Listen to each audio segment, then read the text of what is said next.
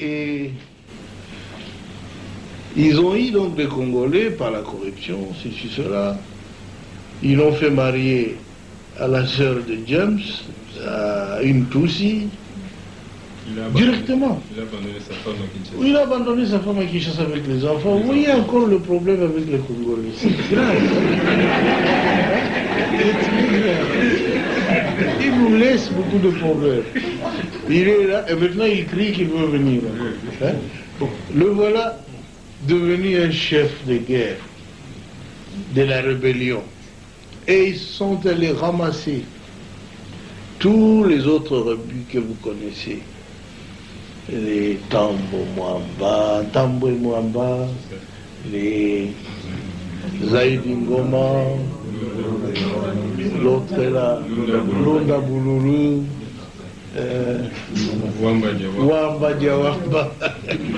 Et vraiment une kermesse de gens, en tout cas, corrompus et inutiles. Pardon, le Bizi Makara, qui était mon ministre des Affaires étrangères, que je croyais congolais.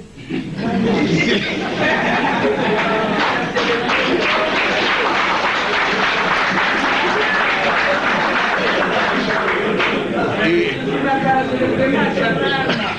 à ma très grande surprise, quand j'avais demandé à cette armée de se retirer, et avait déjà fermé des valises, ils disent, leur armée se retire, ils se sentent en insécurité. Je dis, mais non, votre armée reste. C'est l'armée rwandaise qui se retire. C'est pas la vôtre. Mais ils ont disparu. Et j'ai compris qu'ils n'étaient pas congolais alors. Parce que l'armée qui s'est retirée était rwandaise. Alors, un ministre congolais, un ministre d'État a disparu. Un ministre des Affaires étrangères a disparu. J'ai dit, nous étions infiltrés alors. Infiltrés au sommet de l'État.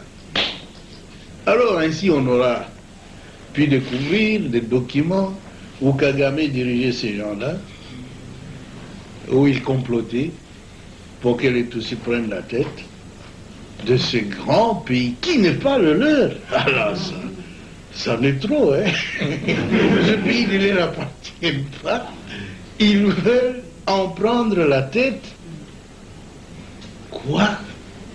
Mais c'est pas possible, ça a été très grave. On a vu tout ça, si seulement on avait su avant, ça aurait été bien. Mais le conflit a éclaté après. Ils tentent le conflit, ceux qui n'ont pas pu réussir avec le coup d'État, qui avait échoué le 2 août. Et maintenant, je le vois en train d'échouer encore. Notre peuple se défend. Je suis très heureux que vous tous ayez pris conscience de la gravité de la situation pour nous mettre tous ensemble, tous les partis politiques confondus, chez nous. Tous les Congolais se sont mis ensemble derrière le gouvernement. Ils m'ont soutenu, je dois l'avouer très sincèrement. Et je ne sais même pas ce que je ferai pour les rendre.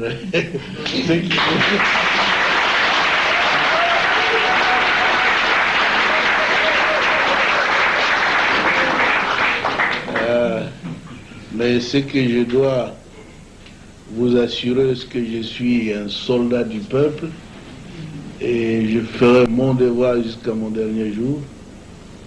Je veux que mon pays soit totalement libre et en tout cas un pays moderne qui se développe, où sur le plan social, nos villages doivent être transformés. Parce que tout le monde a...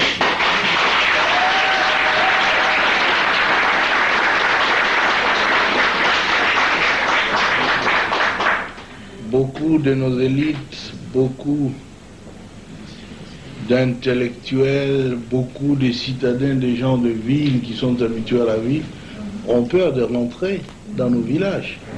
C'est parce qu'il n'y a pas de vie là-bas. Nous étions donc engagés dans un programme de reconstruction qui a commencé à porter fruit. Et tout cela sans assistance extérieure.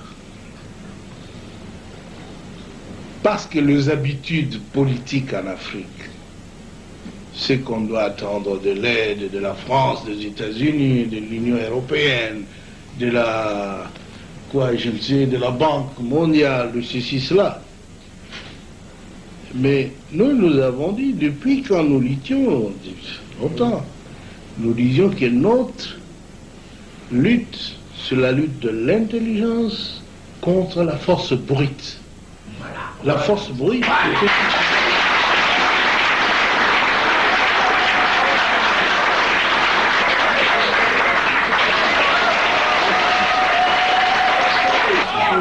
Nous disions alors dans un des congrès au Maquis où il a participé en 1976 que parce que nous avons tout dans notre pays, nous ne pouvons même pas les demander de l'assistance de l'Europe.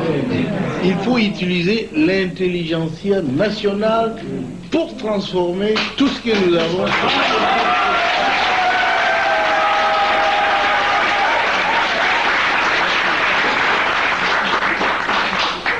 Ainsi donc, lorsque nous sommes arrivés au pouvoir, fort de cette conviction-là, et jusqu'aujourd'hui, nous essayons de transformer nos richesses, notre monde, l'environnement économique, social, culturel, avec l'argent de notre pays. On n'a jamais reçu un seul sou d'ailleurs.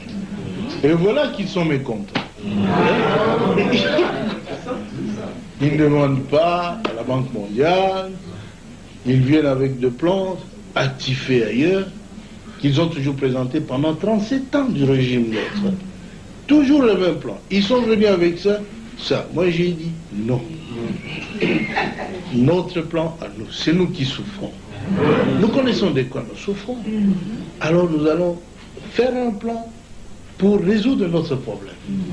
Ils disent, où est-ce que vous aurez de l'argent? Si on peut toujours l'avoir ici. Le Congo est riche.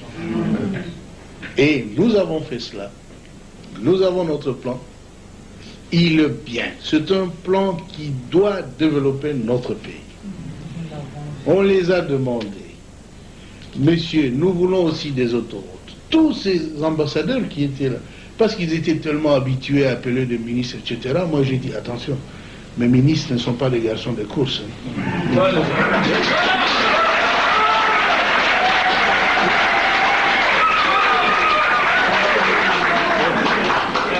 J'ai dit qu'il faut laisser le ministre résoudre le problème du pays. Si vous allez continuer à les appeler la nuit, des coups de téléphone, qu'est-ce que vous traitez avec eux? Chez nous, nos ambassadeurs ne vont pas faire ça. Ils ne sont pas capables d'appeler des ministres belges ou français ou américains qu'ils aillent chez l'ambassadeur congolais qui va leur dire des choses qu'il faut faire. Non. Et si vous ne les faites pas là, chez moi, je ne vais pas. Ils trouvent que je suis têtu, arrogant. Je dis, mais c'est pourtant la vérité. Chez vous, ça passe bien. Ça doit aussi passer bien chez nous. Ne vous immiscez pas dans nos affaires. Alors, comment est-ce que vous allez avoir de l'argent? Vous ne ferez même pas 3 mois. Moi, il dit, 3 mois? Mais je ferai plus que 3 mois.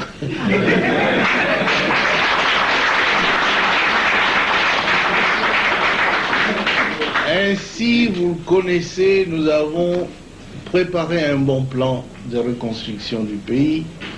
Ils nous ont dit qu'il faut aller le défendre à Bruxelles. C'est vrai, oui, on a envoyé une délégation à une conférence qu'ils ont appelée la conférence des amis du Congo. Disons, jeunes hommes, allez-y, défendez notre plan. S'ils vont donner de l'argent, c'est bien, mais moi je les ai prévenus qu'il n'y aura pas de l'argent à donner au Congo. Parce qu'ils savent bien, nous ne sommes pas en train de servir leurs intérêts. Si nous étions en train de servir leurs intérêts, ils donneraient quelques primes d'argent pour nous corrompre, pas pour développer le Congo. Alors maintenant, il faut un choix. Ou vous êtes pour le peuple, acceptez de rentrer sans argent, ou tu es pour eux, bouffe leur argent, rentre travailler pour ton peuple. C'est fini. Ils ont apprécié le plan et ils ont commencé à faire des éloges. Oh là là, c'est le premier plan cohérent qu'ait présenté ces pays-là. Toutes ces années, le Mobutu ne faisait pas de plan, mais il le faisait bien. Ils ont dit ça, c'est un plan cohérent, ceci, cela. Mais il faut travailler avec la Banque mondiale, il faut travailler avec ceci.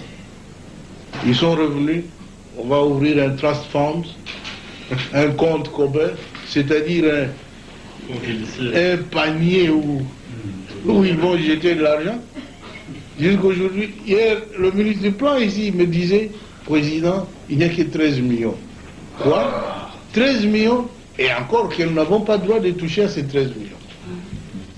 Parce que pour toucher les autres, et nous-mêmes, nous sommes nulle part. Et ils veulent dire dans quel secteur cet argent doit être utilisé. Moi, je les ai dit, alors là, ils peuvent oublier. S'ils veulent nous contrôler de cette façon-là, on n'a pas besoin de cet argent. 13 millions, c'est quoi? Et d'abord, il me disait qu'il y avait 80 millions. 84 millions. Moi, j'ai dit à tous ces ambassadeurs de l'Union européenne, mais 84 millions pour le Congrès, c'est quoi? Nous avons beaucoup de moyens de faire sans cela. C'est 2 $ par Congolais. Oui. Nous avons moyen de faire sans vous, sans cet argent. Et nous ne voulons pas de conditions. En tout cas, je vous ai dit, avec votre argent, nous on continue. Et nous avons plus que 100 millions, plus que le panier des autres. Et encore que nous n'avons pas le droit de décider de l'utilisation de cet argent. Vous voyez, ce sont de blabla, ils se sont trop familiarisés avec l'Afrique. Ils jouent avec nous comme des gamins. Mais cette fois-ci, ils ont vu que le Congo est devenu majeur. La reine. La reine. Nous n'avons rien contre les Américains, les Européens, les ceci, les cela. Mais vous-même, vous êtes témoin, écoutez RFI et d'autres. La campagne, quelle bassesse, hein? Ils ne font qu'accuser le Congo. Tout ne va pas, ceci, cela, mais tout va très bien. Sinon, le peuple ne se serait pas ligué autour du gouvernement. C'est maintenant que le peuple a compris que la politique, c'est la sienne. Nous ne sommes que des exécutants fidèles. C'est tout. C'est pourquoi tout le monde au Congo tend à se mettre ensemble avec la direction du pays pour que nous puissions arriver à nos objectifs. Cette fois-ci, parce que la guerre est venue s'intercaler sur notre marche avant, nous avons une priorité d'écraser les envahisseurs. Et je vous avoue qu'ils seront écrasés. S'ils ne sont